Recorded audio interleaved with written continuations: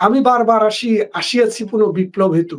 এই বিপ্লব ঘটানোর জন্য আওয়ামী লীগের বিপ্লব ঘটাবে, এই দেশ আবার আমাদের কন্ট্রোলেই যাবে। কারণ মানুষের দেশ মানুষ শাসন করবে। এখন যারা শাসন করছে তারা মানুষ না, জানোয়ার। জানোয়ার দেশ শাসন করতে পারবে না। আপনাকে বলি, এখানে আজকে টক শোতে আপনি আনসার কাকে? যারা কথা বলতে পারে, টক করতে পারে তাদেরকে। স্কুল মানে হচ্ছে টিচার থাকবে, মাদ্রাসা মানে হচ্ছে হুজুর থাকবে, স্কুল আর বিশ্ববিদ্যালয় মানে টিচার থাকবে।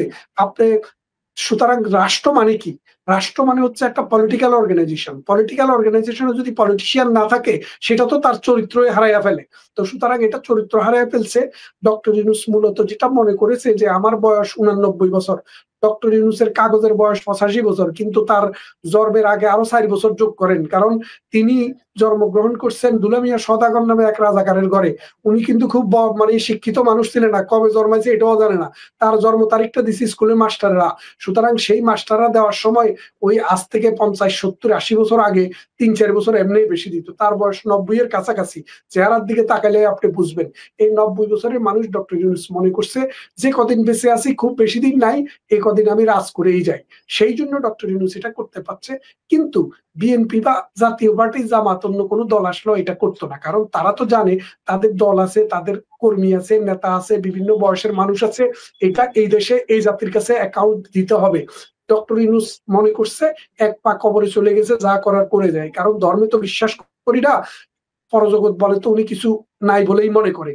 উনি এটা মনে করে, যদিও আমরা ধর্মে বিশ্বাস করি, কিন্তু তিনি তো ধর্মে বিশ্বাস করেন না। তিনি একজন নাস্তিক মানুষ, কিন্তু দেখান উনি মৌলবাদীদের গডফাদার। চিন্তা করি দেখেন, জামাতে ইসলামের বগলে নিয়ে নিয়ে ঘুরে, বিভিন্ন মাজারে মাজারে যায়, কিস্তি টুপি মাথায় দিয়া মানুষকে প্রডলেন্টলি নিজের চেহারাটা উপস্থাপন করে। তো সেই জন্য বলছি, বাংলাদেশ পড়ছে আজ একটা মহা বদমাইশের খপ্পরে। এই বদমাইশের হাত থেকে এই জাতি, এই সমাজ, এই দেশকে যদি তুলে আনতে হয়, বুদ্ধির মুক্তি, চিন্তার স্বাধীনতা, সাংস্কৃতিক ধারাবাহিকতা এবং হাজার বছরের আমাদের যে ঐতিহাসিক ভাবে যে আমাদের ঐতিহ্য, সেটাকে লালন করতে হলে দল মত ধর্ম বর্ণ নির্বিশেষে প্রত্যেক নাগরিককে, শুভবুদ্ধি সম্পন্ন মানুষকে এর বিরুদ্ধে রুখে দাঁড়াতে হবে। যার যা শক্তি আছে, যার যা ক্ষমতা আছে, তাই নিয়ে আসতে হবে। বঙ্গবন্ধু 1971 সালে 7 মার্চে তো সেটা বলেছিলেন, আপনাদের গত 16 তোমাদের বছর যা মনে ছিল কিছু না? আছে তাই নিয়ে সেটা প্রস্তুত আপনাদের থাকো। গত 16 বছর মনে ছিল না? সেটা আপনাদের গত 16 বছর মনে ছিল না? না, আমাদের মনে ছিল না তো তাই না, আমরা মনে ছিল না। আমাদের যদি অপরাধ হয়, আমাদের যদি অন্যায় হয়, আমরা তো বিচার মাথা পেতে নিব। একটা সভ্য রাষ্ট্র, বিচার আছে, আইন আছে, শাসন আছে। আপনি আমাদের বিচার করেন, আমরা তো তার বিরোধী না। কিন্তু আপনি তো আমাদের বিচার করতে আসেন নাই, আপনি আসছেন দর্শন করতে, হত্যা করতে, লুণ্ঠন করতে। আপনি প্রতিবন্ধী লোককে, এই যে 2 দিন আগে 3 দিন আগে এই মুরাদনগরে যে ঘটনাটা ঘটলো, সভ্য দুনিয়াতে এরকম কয়টা ঘটনা ঘটে? পৃথিবীতে কয়টা ঘটনা আপনি দেখেছেন এরকম? কারণ এখন আপনি যে আমাকে বলছেন আমার রিপ্লেসমেন্ট আপনি ডক্টর ইউনূসকে মনে করেন, আওয়ামী লীগের রিপ্লেসমেন্ট আওয়ামী লীগ বিএনপি কে মনে করেন। হ্যাঁ, মনে করতে পারেন, কিন্তু ডক্টর ইউনূস না। কারণ কি, আমরা যখন ক্ষমতায় ছিলাম, আমরা যখন দেশ চালিয়েছি, আমাদের অনেক ডিফেক্ট ছিল, এটা আমি বিশ্বাস করি। ডেমোক্রেসি আমরা প্রপারলি ফাংশনিং করতে পারি নাই। কারণ বাংলাদেশ আওয়ামী লীগ তো কোনো ফেরেশতারা চালায় না, মানুষেরাই চালায়। মানুষের ভুল ত্রুটি আছে, অন্যায় আছে, নির্যাতন নিপীড়ন যদি করে থাকে, সেটার বিচার আপনি করেন, আমরা মাথা পেতে নেব। কারণ দেশকে বিশ্বাস করি, এই দেশকে শাসন করার জন্য যারা আসবে, তারাই আইনগতভাবে অন্য নাগরিকের বিচার করবে। আপনিও করেন, আমাদের ওটা সমস্যা নেই। কিন্তু আপনি দর্শন করবেন কেন? আপনি মানুষের বাড়ি জ্বালাবেন কেন? 32 নম্বর ভাগ্নের কেন? আপনি কোর্ট থেকে অর্ডার নিয়ে এসে আপনি আমার বাড়ি নিয়ে যান, আপনি আমার বাড়িতে হামলা চালাবেন কেন? আপনি যদি মনে করেন আমি দুর্নীতি করেছি, অন্যায় করে টাকা কামিয়েছি, আপনি আমাকে কোর্ট থেকে আদেশ এনে আমার বাড়ি থেকে উঠাইয়া দেন। কারণ রাষ্ট্র তো আপনাকে ক্ষমতা দিয়েছে। তা আপনি যদি সেটা না করে আমাকে দর্শন করতে আসেন, আমার বোনকে উঠাই নিতে আসেন, আমার বাড়ি দখল করে নেন, আমার ব্যবসা প্রতিষ্ঠানে তালা লাগিয়ে দেন, আগুন লাগিয়ে দেন, এ তো মানুষের কাজ না, এটা তো বর্বর, অসভ্য এবং শয়তানের কাজ। আপনি কি শয়তানের ছোট ভাই? বুঝতে পারছি। জনাব মঞ্জুরুল হক, আপনি শুনছিলেন যে আমাদের মনিরুল ইসলাম বলছিলেন যে তাদের আওয়ামী লীগের আমলে যে তাদের যে দুর্বলতা, যেই তারা যেই অন্যায়ের সঙ্গে যুক্ত ছিল, সেগুলো ছিল তাদের বিচার। তারাও চায় যে তাদের যারা অন্যায় করেছে সেগুলো বিচার হোক। কিন্তু বর্তমানে তো আইনের শাসনই নেই। তো সেই ক্ষেত্রে তারা বলছে যে যেহেতু আন্তর্জাতিক অঙ্গনে তাদের নিয়েও, তাদের অপরাধেরও বিষয়গুলো, তাদের মানে মোট কথা হচ্ছে কি, তাদের যে একটা ভালো ইমেজ আছে আন্তর্জাতিক অঙ্গনে তা নয়, ফলে তাদের সময় লাগছে। কিন্তু তাই বলে বাংলাদেশের সাধারণ মানুষ এরকম ভুক্তভোগী হবে? বাংলাদেশের সাধারণ মানুষ আইনের শাসন থেকে বঞ্চিত হবে, যেখানে সেখানে তাদেরকে পিটিয়ে হত্যা করা হবে। আওয়ামী লীগের যে সমস্ত তৃণমূলের কর্মীরা কোন রকম দুর্নীতির সঙ্গে, কোনো ক্ষমতার সঙ্গে যুক্ত ছিল না, আজকে তো তারাই আক্রান্ত হচ্ছে, তারাই নিহত হচ্ছে, তাদেরই বাড়িঘর জ্বালিয়ে পড়ে দেওয়া হচ্ছে, তারাই পথে পথে ঘুরছে। তো এগুলোর দায় কি তারা নেবে? আপনি আপনার টপিকে থাকুন। আমরা যদি টপিকে থাকি তাহলে দেখব আমাদের টপিকটা আজকে হচ্ছে আওয়ামী লীগের বিচার না, আমাদের টপিকটা হচ্ছে দেশের বর্তমান পরিস্থিতি। এখন ও মনিরুল ভাই স্পষ্ট করেই বলে দিয়েছে যে এটা কিসের শাসন। তো এটা যে শাসন, সেই শাসনের কাছ থেকে আপনি এর থেকে ভালো কিছু আশা করতে পারেন না, আমরা আশা করি না, তো জনগণও আশা করে না।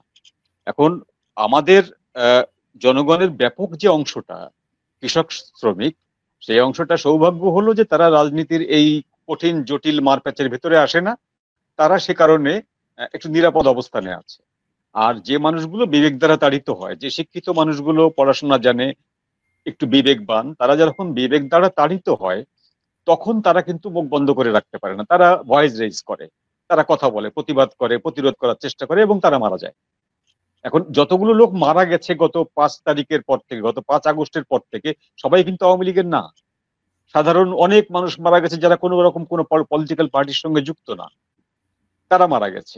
এই যে 3জন মানুষ মারা গেল কুমিল্লার মুরাদনগরে, বা তার আগের দিন যে মহিলা ধর্ষিতা হলেন, বা মনিরুল ভাই যেটা বললেন যে 2জন প্রতিবন্ধী মানুষকে যে হত্যা করা হলো, এরা কিন্তু কেউ আওয়ামী লীগ করে না। প্রথম কথা হলো ডক্টর ইউনূস প্রথম থেকে যে মিথ্যাচারটি করে আসছেন, সেই মিথ্যাচারটি হলো যে সংখ্যালঘু ভারতকে খুশি করার জন্য বা ভারতকে সন্তুষ্ট রাখার জন্য যে সংখ্যালঘুদের উপরে এখানে আক্রমণ করা হচ্ছে, সেটা সংখ্যালঘুত্বের কারণে না, ধর্মের কারণে না, এটা পলিটিক্যাল রিজন। তারা আওয়ামী লীগকে সমর্থন করত, তাই আওয়ামী লীগের দুঃশাসনের মানুষ ক্ষুব্ধ হয়ে, আওয়ামী লীগের প্রতি ক্ষুব্ধ হয়ে এদের উপরে আক্রমণটা করছে। এটা ধীরে ধীরে কমে আসবে। এই মিথ্যাচারটি উনি আগস্ট মাসে করেছিলেন, সেপ্টেম্বর মাসে করেছিলেন, এবং স্টিল নাও উনি এটি করে যাচ্ছেন, তাই না? তো বিষয়টা তো এটা না। একজন হিন্দু রমণী, তিনি জীবনেও হয়তো ভোট দিতে যাননি, তার বয়স যদি 15 হয়, সে ভোট দিবে কি করে? আজকে যে শিশুটি মারা গেছে মুরাদনগরে, সে তো ভোটার না, সে আওয়ামী লীগকেও ভোট দেয়নি, বিএনপিকেও ভোট দেয়নি, তাকে কেন মরতে হলো?